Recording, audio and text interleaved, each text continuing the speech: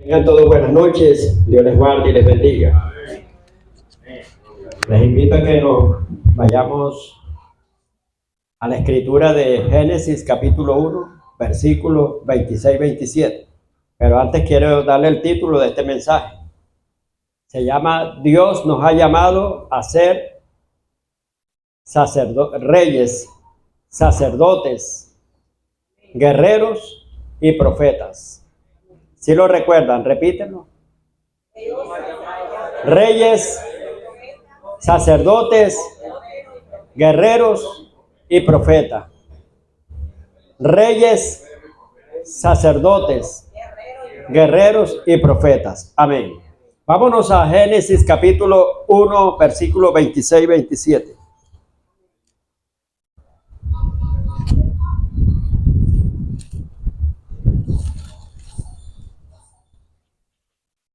Leemos en el nombre del Señor Jesucristo y bajo la santa unción del Santo Espíritu de Dios. Entonces dijo Dios: hagamos al hombre a nuestra imagen, conforme a nuestra semejanza, y señoré, repite conmigo, señoré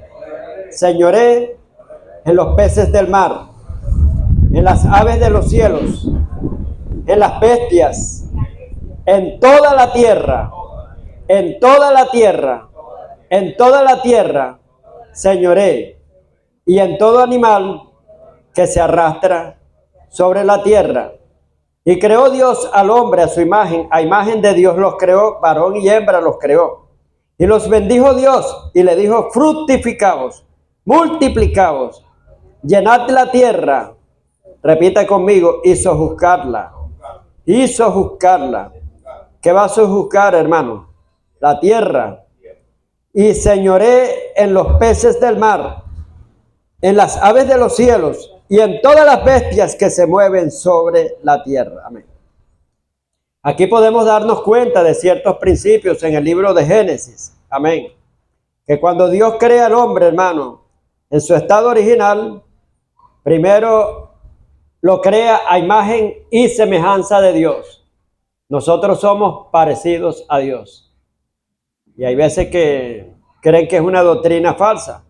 Pero si nosotros somos hijos de Dios, también somos dioses. Amén. Amén, porque somos hijos de Dios. Y esto Jesucristo lo confirmó cuando le dijeron que se hacía llamar Dios. Y él dijo: no han leído en la Escritura, y la Escritura no puede ser quebrantada. Él dijo, ahí habla, o sea que los llamó dioses, amén, a los hombres.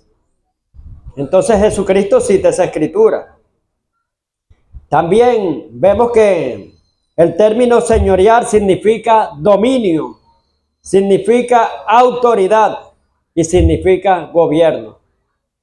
Dominio, autoridad y gobierno. Cuando Dios creó al hombre, le dio la condición de gobernante, que gobernara. Dice que conforme a nuestra semejanza, nosotros somos representación de Dios aquí en la tierra, esa es semejanza. O sea, dice conforme a su imagen. Imagen es representación y semejanza es que somos parecidos a Dios. Y vemos, o sea, que dos veces lo dice el término sojuzgar y señorear. Amén. Y dice: y sojuzgarla. La palabra sojuzgar también significa ejercer dominio, señorío, autoridad y gobierno.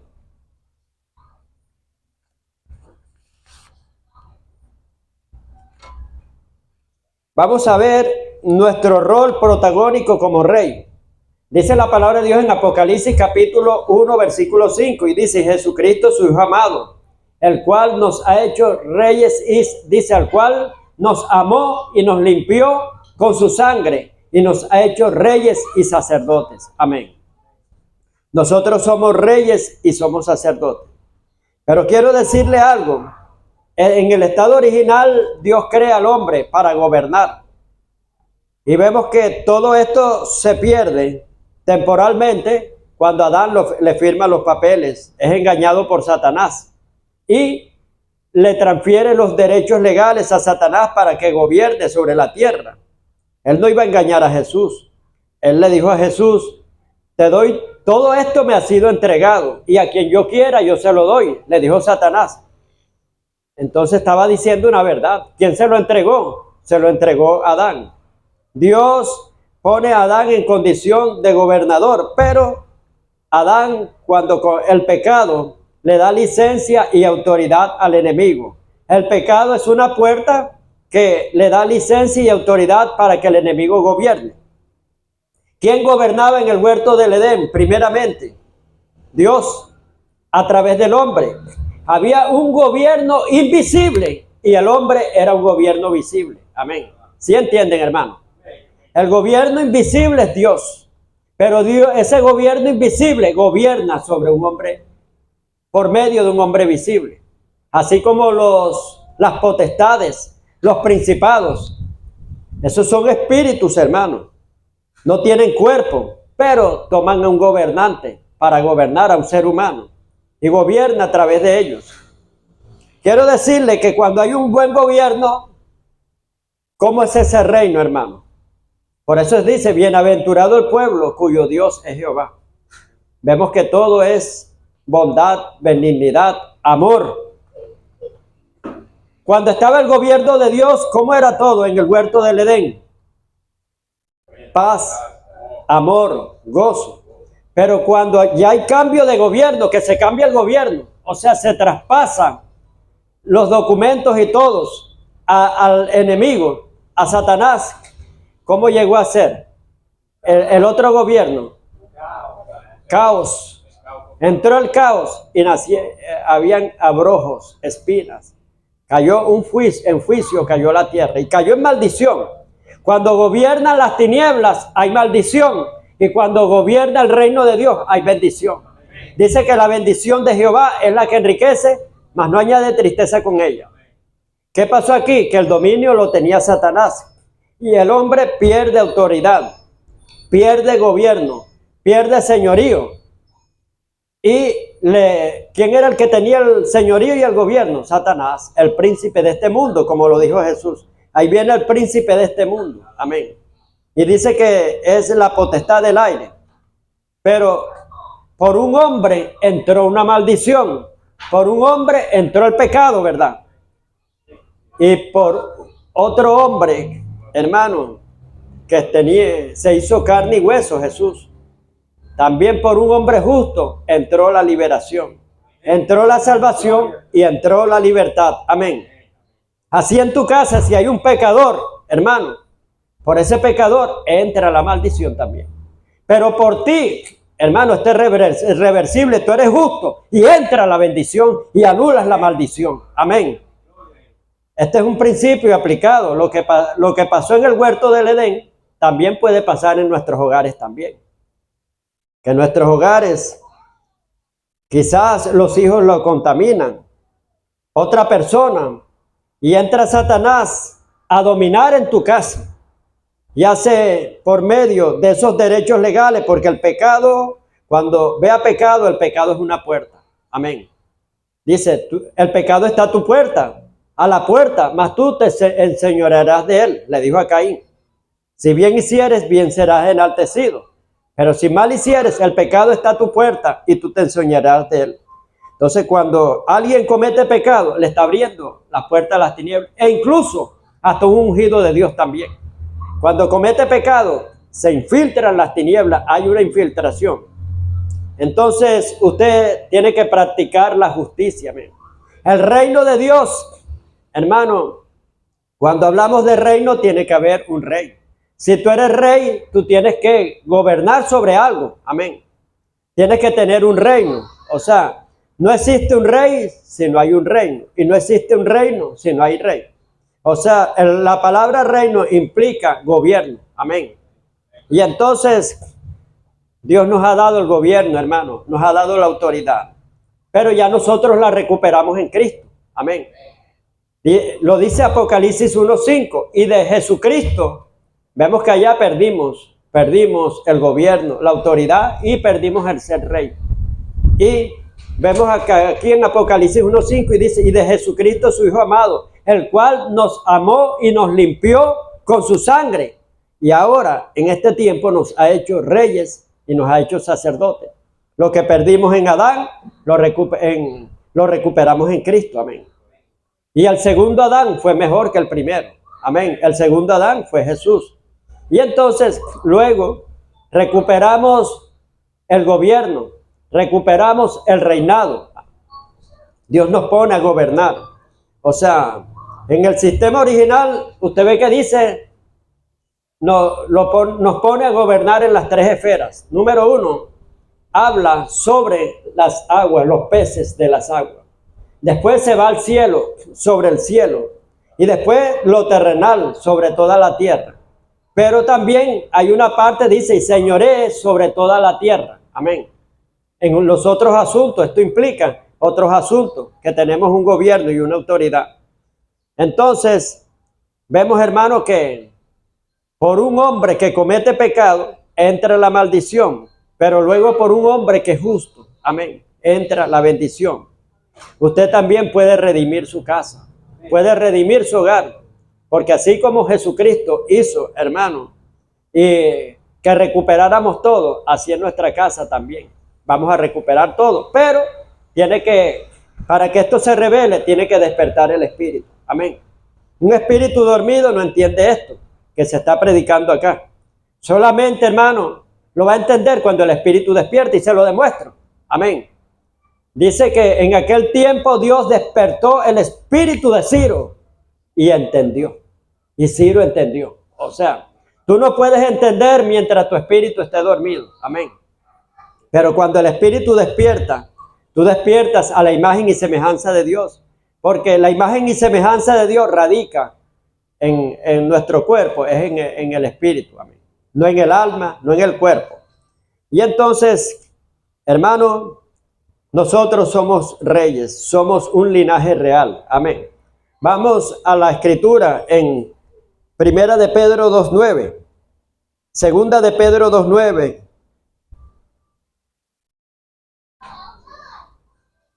Primera de Pedro 2:9, ya lo tienen. Primera de San Pedro 2:9. Mas vosotros sois, ¿quiénes somos nosotros ahora en el Nuevo Testamento? Linaje escogido. Usted no es cualquier cosa, hermano. Usted es un linaje que Dios escogido. La palabra real, ¿qué significa? De la realeza, de la casta, de la estirpe, de la realeza, viene de rey. Amén, de reino. Real viene de reino y viene de rey. Somos un real sacerdocio. Somos una nación santa. Entonces, como somos una nación santa, nosotros también podemos redimir la tierra. Podemos redimir nuestro hogar también. Amén. Somos pueblo adquirido por Dios para que anunciéis las virtudes de aquel que os llamó de las tinieblas a su luz admirable. Ya se lo voy a explicar. Nosotros, Adán nació en luz. Amén. Adán era un santo en la luz, pero cuando peca, inmediatamente cae cautivo y prisionero. Inmediatamente pasa al reinado de las tinieblas. Amén. Y eso lo confirma la palabra en Colosenses capítulo 1, versículo 12 y 13. Habla que Dios nos ha hecho aptos. Dice, con gozo, dando gracias a Dios, quien nos hizo aptos para la herencia de los santos en luz. Amén. El cual nos redimió por medio de su sangre, y tenemos entrada. Dice, por medio de la sangre tenemos el perdón de los pecados. Y nos ha trasladado, dice, nos ha trasladado del reino de las tinieblas al reino del Hijo amado. O sea, en aquel reino que caímos a causa del pecado, por causa de Adán, todos estábamos bajo el reino de las tinieblas. Amén. Pero aquí dice, o sea, que cuando Cristo redime la tierra, nos redime a nosotros, hemos sido trasladados. Ahora estamos en otro reino. Amén. Primero estábamos bajo el reino de Satanás. Ahora estamos bajo el reino del Hijo amado, de Jesucristo. Amén. Dice, ¿quién nos libró? El Señor Jesucristo, de la potestad. ¿Qué significa potestad? El poder y la autoridad que tenía Satanás. Amén. Nos libró de la potestad de las tinieblas, dice. Y nos traslada al reino del Hijo amado. Ahora estamos en un reino. Amén. Y mire, sigue hablando de reino. Amén. Estamos en un reino, en el reino del Hijo amado. Y ahí nos ha hecho reyes y sacerdotes. Somos un linaje, un pueblo escogido por Dios. Vemos que aquí Dios nos da la función de sacerdote. Amén. Y también nos da la facultad de ser guerreros también. Dice la palabra de Dios en Génesis capítulo 2, versículo 15. Dice que creó Dios al hombre y lo puso en el huerto del Edén para que lo labrase y lo guardase. Amén. La palabra guardar es proteger. Le dio una asignación, primero una asignación laboral y después una asignación, hermano, de protección. Que tú tienes que proteger el hogar tuyo. Nosotros, hermanos, estamos llamados a proteger nuestros hogares de cualquier cosa que venga. Y ahora vienen tiempos malos, hermano. Quiero decirle que la maldad es mucha. La corrupción está en las grandes alturas, donde usted no lo cree. Usted pide ayuda y es un corrupto a quien usted le está pidiendo ayuda. Y termina, hermano, peor todavía. La maldad es mucha. Hermanos, se están fraguando muchas cosas. Por lo tanto, la familia necesita entender esta verdad. Que Dios los ha llamado, número 1, a ser rey, a ser sacerdotes, número 2, a ser guerrero. Amén. Mire, Nehemías 4:14 dice: entonces me levanté, le dije a los nobles, a los entendidos, pelead por vuestras casas. Amén. ¿Casa qué significa? Familia.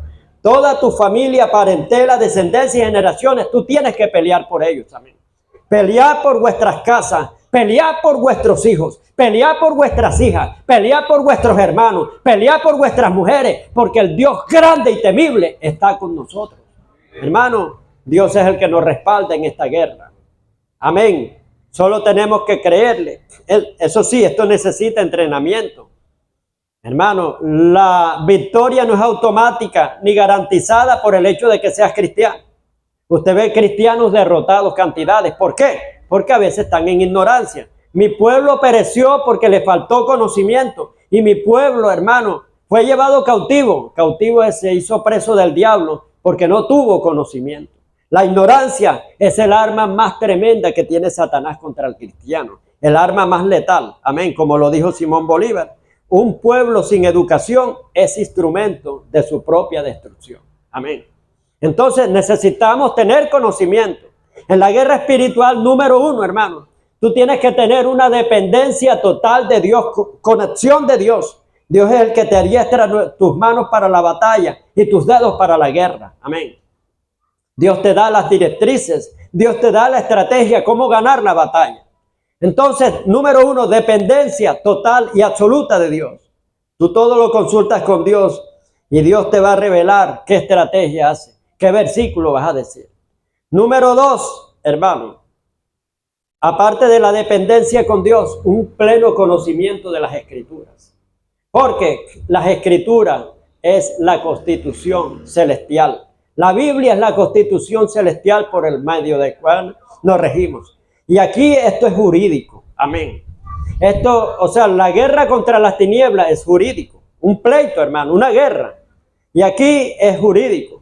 Tú vas a usar los artículos de la palabra contra las mentiras y engaños de Satanás, que quiere, hermano, viene con abuso, viene con corrupción. Y tú, hermano, tienes que desenmascararlo totalmente. Como Jesucristo cuando se enfrenta a Satanás en el desierto, ¿cuál fue el arma escogida de él?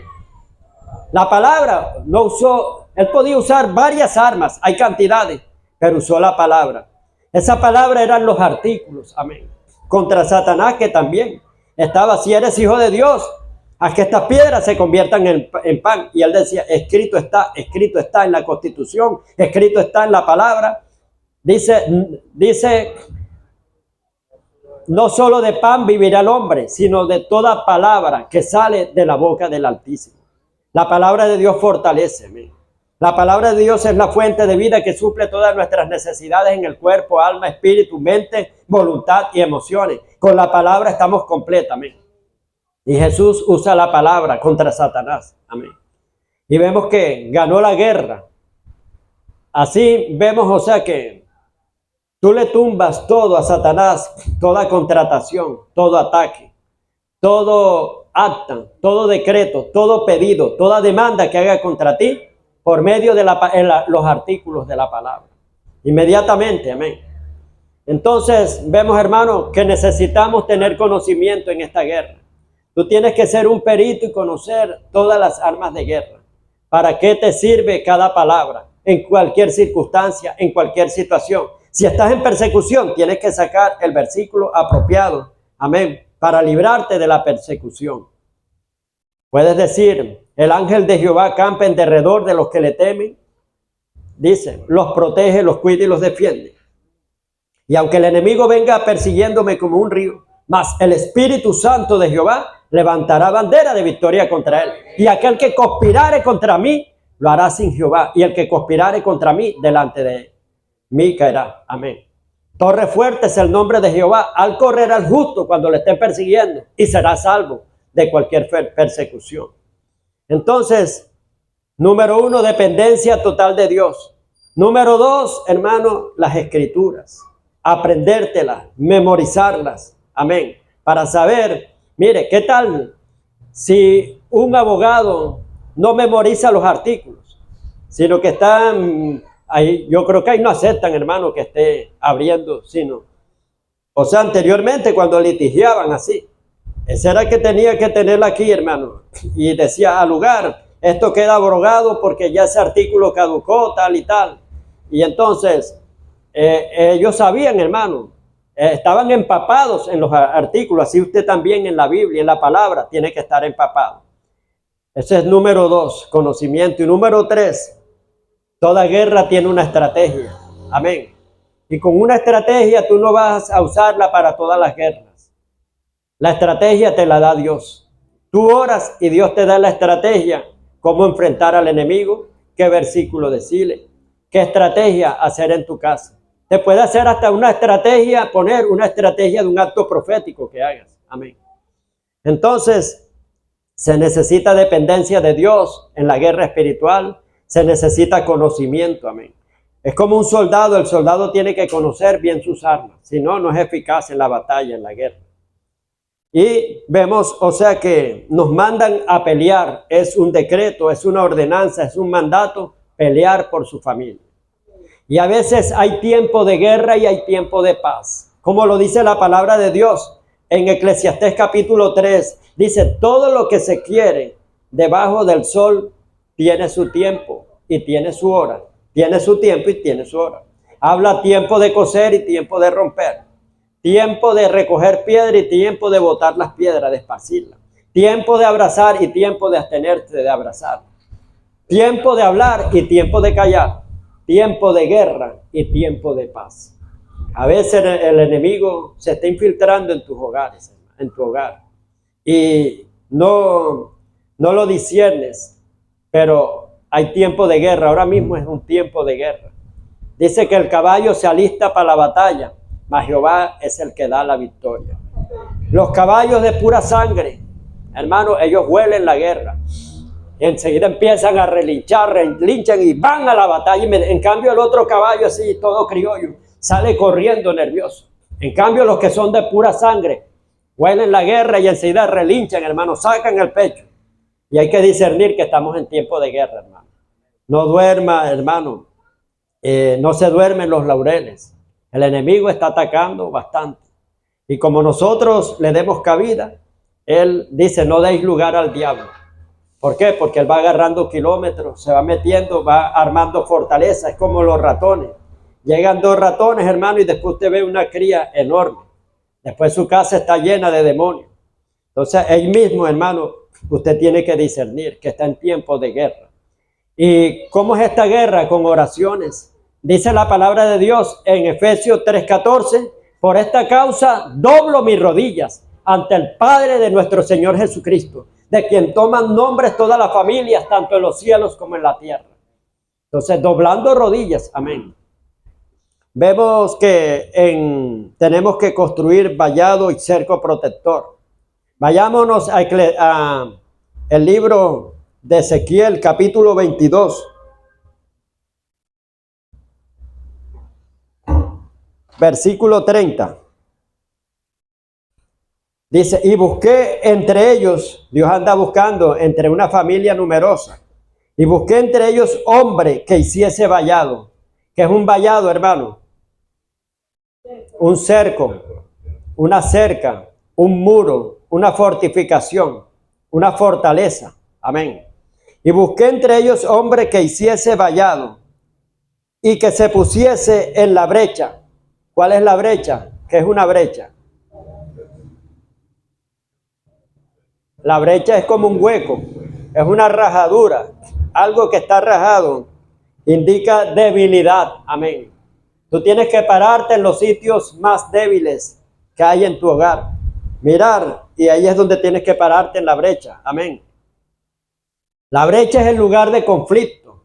Es el lugar, hermano, donde el enemigo se quiere meter, porque, mire, un ladrón que busca, hermano, empieza a estudiar, a hacer una inspección y ve cuál es el sitio por donde el sitio más débil.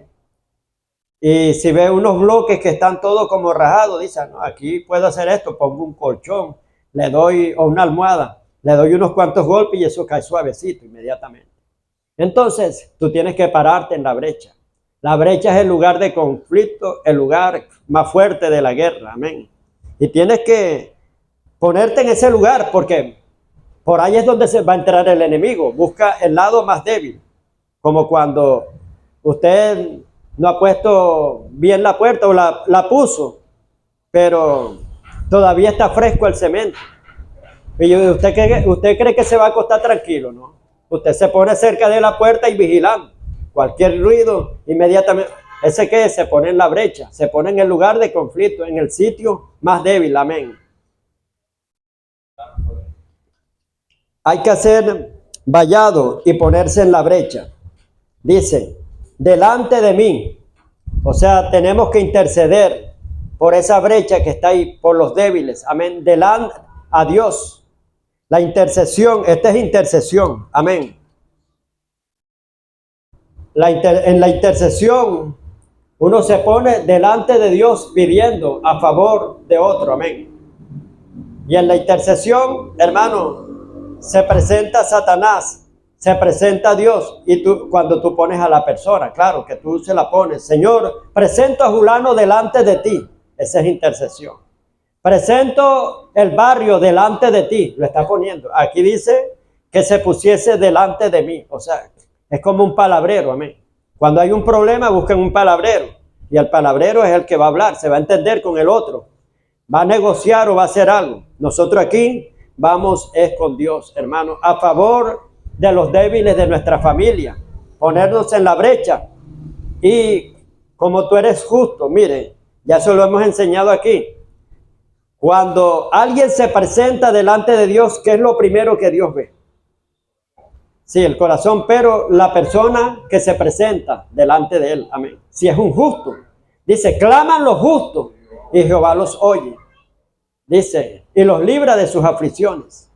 Entonces, en la Biblia podemos ver un ejemplo. Alguien que era injusto era Acab, el esposo de Jezabel. Y entonces, una vez se le presenta en Eliseo, se le presenta a Acab y Josafat. ¿Quién era Josafat? Un rey justo, un rey temeroso de Dios. Se presentan los dos a consultar a Dios. Pero cuando llaman a Eliseo y cuando Eliseo sale, hermano, se lleva la sorpresa que Josafat le trae a Acab, el esposo de Jezabel. Y él vino y lo miró con rabia, o sea, Eliseo. Y agarró una rabia, hermano, una ira santa. Y le dijo, vive Jehová, que si no fuera por la cara de Josafat que está aquí, yo ni te miraría, le dijo así. Ni siquiera te atendería. ¿Por qué lo atendió? Porque fue un justo. Amén. Por Josafat. Entonces a veces Dios atiende a una persona porque tú eres justo. Amén. ¿Por qué atendió, o sea, la tierra? O sea, de redimir la tierra. Porque se le paró un justo que era Jesucristo. Dice, no hay ni justo ni siquiera uno. Porque la justicia del hombre es como trapo de inmundicia. Y puesto que todos pecaron, quedan destituidos de la gloria de Dios. Pero se paró un justo, hermano, que se puso en la brecha y hizo un pacto con Dios, que es el pacto de la sangre. Fue sellado con la sangre. Él lo selló con la sangre. Ese pacto tenía que ser sellado y él tenía que morir por la humanidad. Él tenía que venir, en ese pacto incluía de que tenía que ser un hombre el que se enfrentara a Satanás, porque Satanás había derrotado a un hombre de carne y hueso, que era Adán.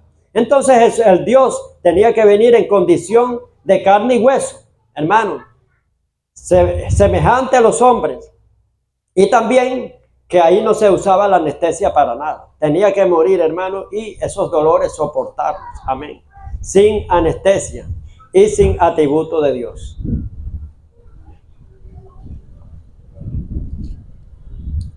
Seguimos en la escritura de Ezequiel 22. Y busqué entre ellos hombre que hiciese vallado y que se pusiese en la brecha delante de mí, a favor de la tierra, o sea, a favor de la familia. Amén. Esto es aplicable en todo. Esto es aplicable en una ciudad. Esto es aplicable en una familia. Aplicable también en un hijo que tú tengas también. A favor de la tierra, o sea, el que intercede se pone a favor de la otra persona. Está pidiendo a favor de la otra persona para que le concedan un beneficio. Dice, para que yo no la destruyese. Y no lo hallé, como no halló a ninguno en la familia. Dice, por tanto derramé sobre ellos mi ira, con el ardor de mi ira los consumí, hice volver el camino de ellos sobre su propia cabeza, dice Jehová el Señor. ¿Y por qué sucedió esto, hermano? Porque no hubo quien se pusiese en la brecha, no hubo quien levantara vallado en oración, amén, en esa familia. Todos, hermanos, cayeron en pereza espiritual, no discernieron lo que estaba pasando. Y vino juicio sobre esa familia. Usted no ve familias que entran en catástrofe, que estaban de lo más bien. De repente cae un juicio sobre ellos. O el enemigo empieza a ser arraso. Y entonces, ¿qué pasa, hermano? Vemos que de un momento a otro esa familia se destruye. Entra la droga, el alcohol. Dios te bendiga. Y entran muchas cosas. Entra la destrucción. ¿Pero por qué? Porque alguien no se puso en la brecha, amén. Entonces, hermano, tenemos que ponernos en la brecha por nuestra familia. Ya hemos visto, número 1, ¿cuál es la función que hemos visto? Del rey. ¿Qué hace un rey?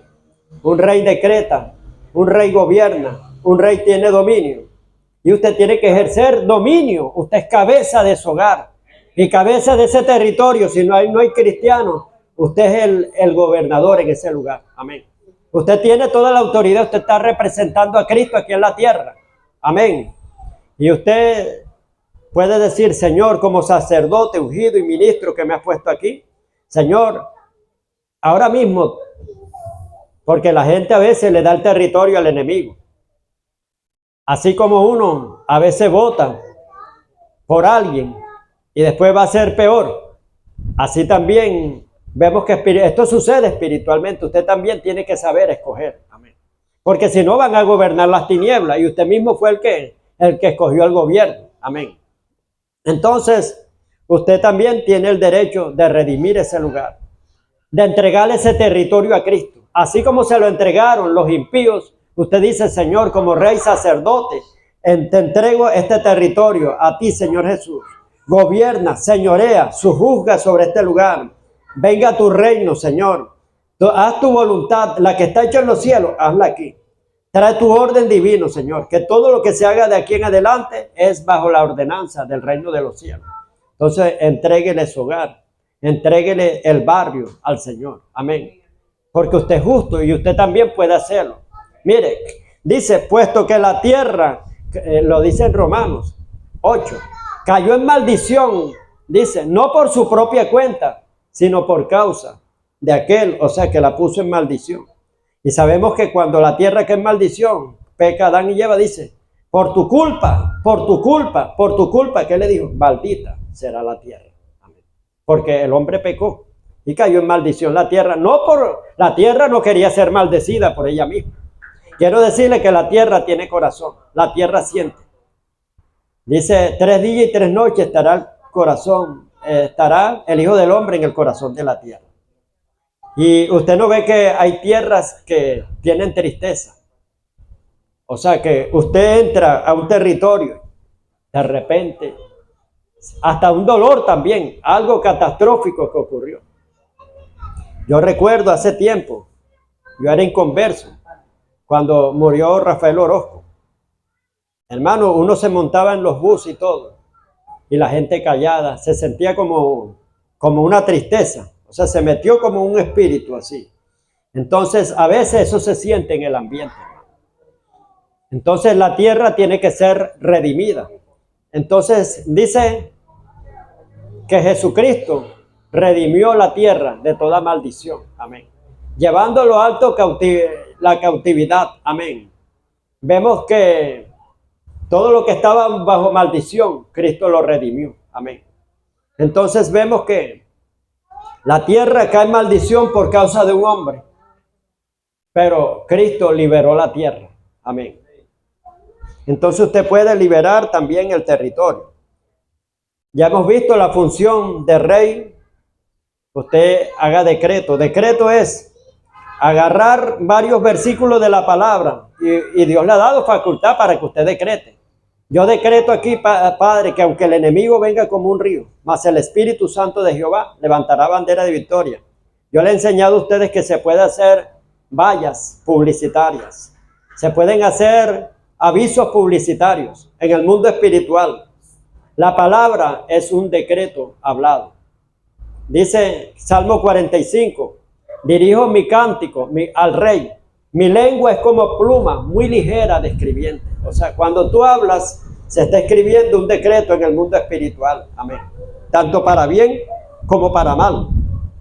Entonces, usted esos decretos puede ponerlos, o sea, espiritualmente, sobre esos lugares, sobre su barrio, sobre su casa.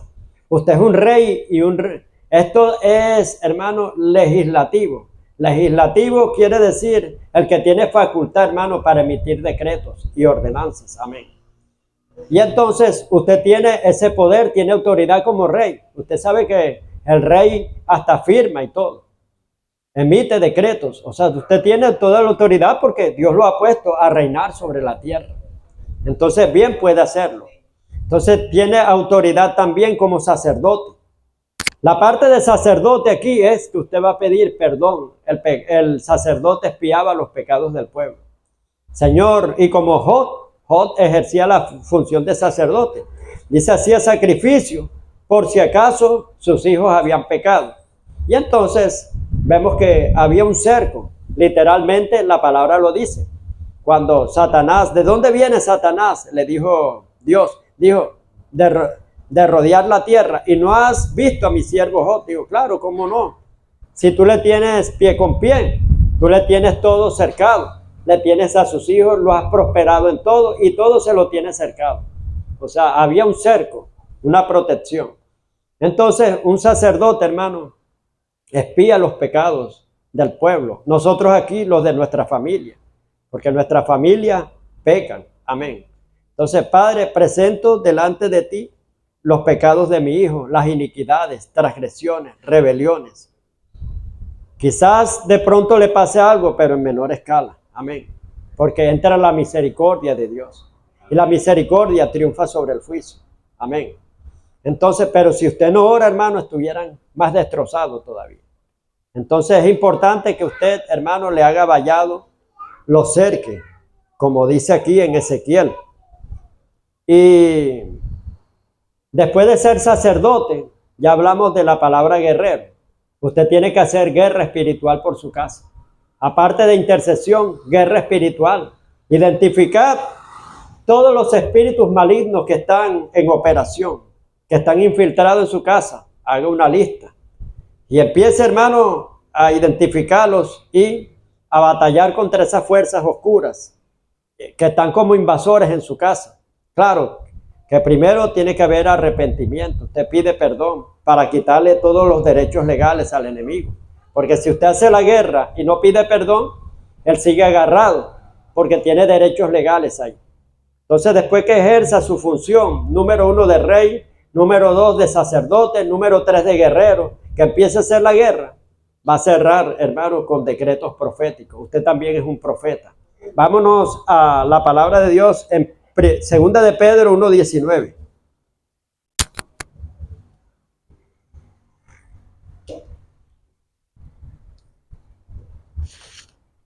Dice, tenemos también la palabra profética más segura. ¿Cuál es la palabra más segura? La palabra profética. Amén. La que está en la Biblia. ¿Y qué son esas palabras proféticas? Lo que Dios te ha prometido. Amén. Tú vas a agarrar todas las promesas de Dios, como por ejemplo, una palabra profética para los que tenemos hijos.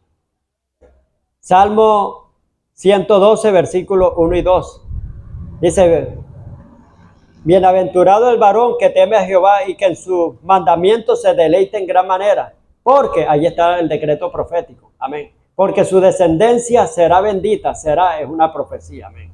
Será bendita y su generación será poderosa sobre toda la tierra. Vemos, hermano, otra palabra profética. Isaías 49, 25. Pero así dice Jehová, ciertamente el cautivo será, una palabra profética, será rescatado del valiente y el botín será arrebatado al tirano. Y tu pleito, yo lo defenderé y yo mismo salvaré a tus hijos. Hay una palabra profética que Dios dio. ¿Qué es una palabra profética? Una palabra profética para mí es una garantía, es un aval que tú tienes. Amén. Y aquí dice la palabra segura, la palabra más garantizada. Amén.